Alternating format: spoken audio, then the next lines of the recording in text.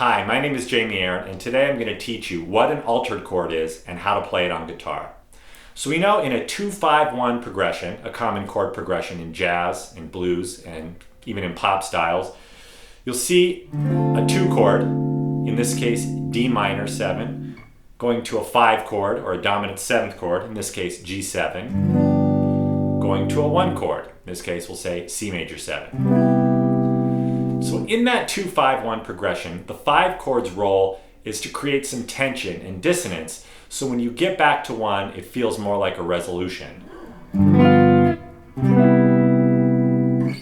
So in order to make that 5 chord sound even more dissonant and give it a little bit more tension, or in jazz terms, make it sound a bit hipper, we're going to add the altered notes. So what are the altered notes?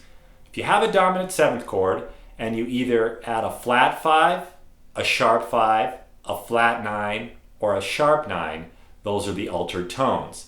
So let's take this G7 voicing.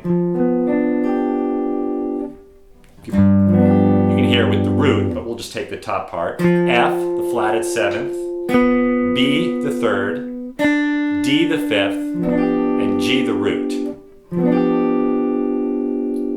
So if we sharp the 5, we get a G7 chord with a sharp 5. If we flat the 5, there's a G7 with a flat 5. We could also add the flat 9, putting that A flat on top, or a sharp 9. So adding these notes give the chord a little bit more dissonance to then make that resolution to 1 really mean something. So we can also combine the altered 5 and the altered 9s together. So say you wanted to play a sharp 5 and a sharp 9, or a sharp 5 and a flat 9. Sharp 9, flat 9. You could play a flat 5 and a flat 9. We could also play these voicings in a different G7 position. So here's a G7.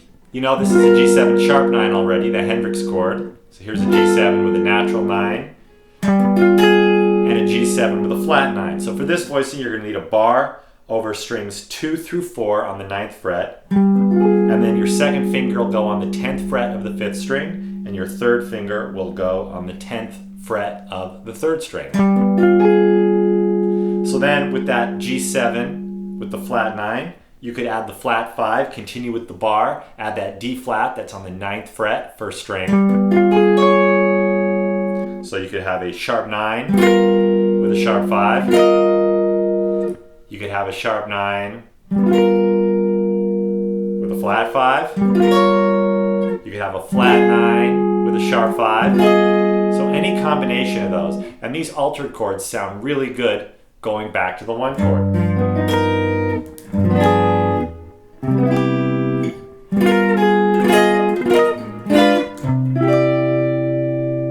So if you want to give your playing a little bit of a boost of some tension and some different tones than a stock G7 chord, try putting flat 5, sharp 5, flat 9, or sharp 9 into your dominant 7th chords before you resolve them to 1, and I think you'll really dig the sound.